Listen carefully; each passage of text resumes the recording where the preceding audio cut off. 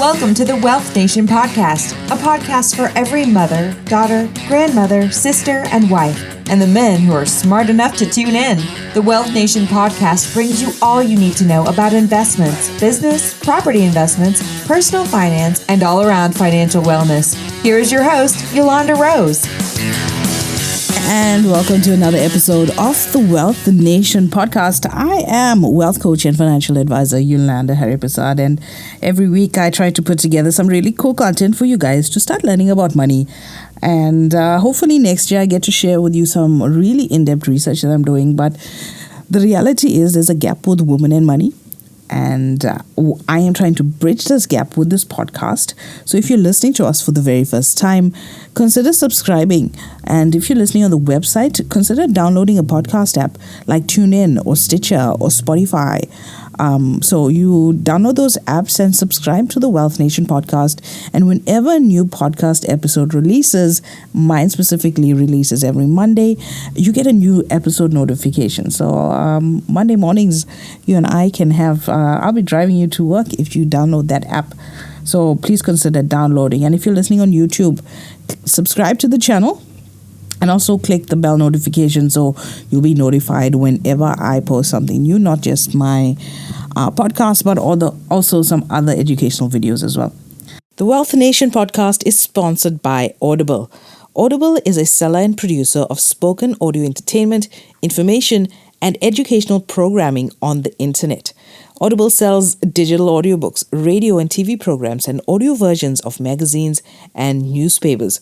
For a 30-day free trial of Audible, go to www.financiallyfabulousfemales.com/audible. So, what's it like? It's like the second week in December already. In a couple of weeks, Christmas is going to will become, and it will be gone.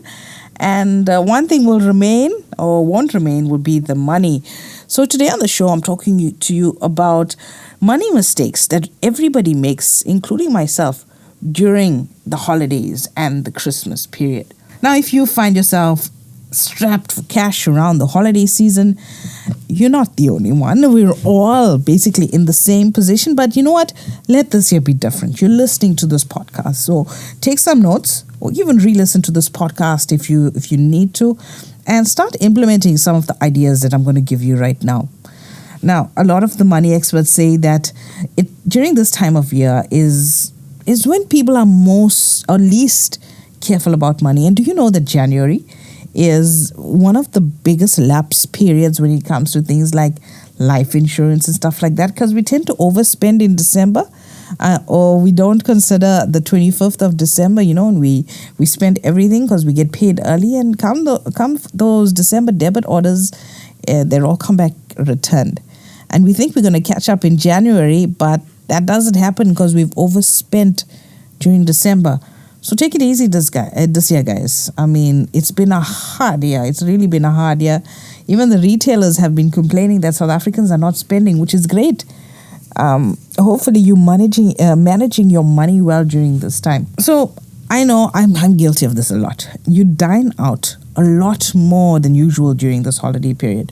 Now, usually with the holiday parties, out-of-town family members are around, and it's normal for you to find yourself sitting at bars and restaurants more than any other time of the year.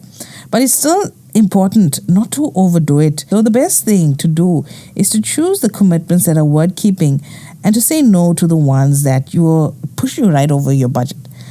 I mean, an average meal out is easily at $800, $900. I mean, that's like a week worth of groceries in Jan. So consider alternate dining methods, a bring and buy, a bring and share at a picnic at the park, Consider those kind of social events. I mean, you still get to hang out with friends and loved ones and family, and you're just doing it in a more budget-friendly environment. Like what you hear so far? Make sure you never miss a show by subscribing on Apple Podcasts, Spotify, or Tuned In. Now back to the show. The second money mistake we make is we do not make lists and we do not check it twice. Now, a lot of people do more than 2 or 3 trips to the groceries during this month. And we go in there, credit cards in hand and we got no list. It's on special. Swipe the card. Now we got to stop doing this. Now, we all have to find that perfect package for friends and family and neighbors. But the thing is, the average person spends way more than they need to on holiday gifts. So which is why I am recommending that you plan ahead for the special people in your life. Nothing wrong with handmade gifts. Make a list and track all your spending and who you're spending and what you're spending it on to avoid buying duplicate gifts and overspending. Also, don't forget about homemade gifts. This year, my kids are doing homemade gifts, and it's really nice gift, really nice packaging, and hopefully the recipients find them to be more receptive than, some 200 rand gift you bought from Clicks or something like that. So consider the homemade gifts this year. The biggest mistake, hands down the biggest mistake most of us make is that assuming that you'll have time in January to catch up to all the money that you spent in December. Now, people spend a lot during the holidays and tell themselves all the time that, things will be okay in Jan. I'll just be tight. I'll be a Scrooge in Jan. You'll pay it off in January. But of course, that does not happen. Now, if you don't have the money right now in December, chances are you're not going to have it in January either. And you'll be facing all these bills that you can't pay. And it's tough, but try to have self-control, not dig into yourself or into a financial hole.